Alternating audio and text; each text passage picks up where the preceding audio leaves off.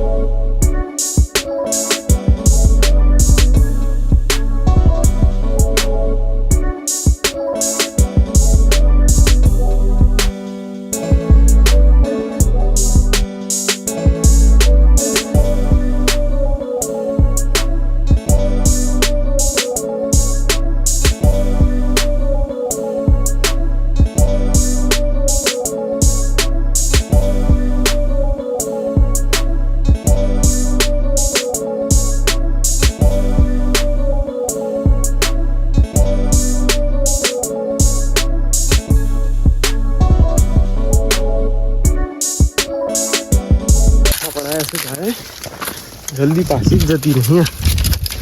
તો ચલો અમે પછી બધી પાછી વાળી અને પેલા ખેતરમાં પૂરી દઉં પછી મળીએ. ત્યાં સુધી બને રહેજો બ્લોગની અંદર. હું તમને બધું બતાવું પછી જે ખેતરમાં આપણે જઈએ છીએ અને કયું ખેતર અને શું છે ચરવા માટે. તો એ ચરવાનું પણ હું તમને બતાવી દઉં. ચલો મસ્ત હા.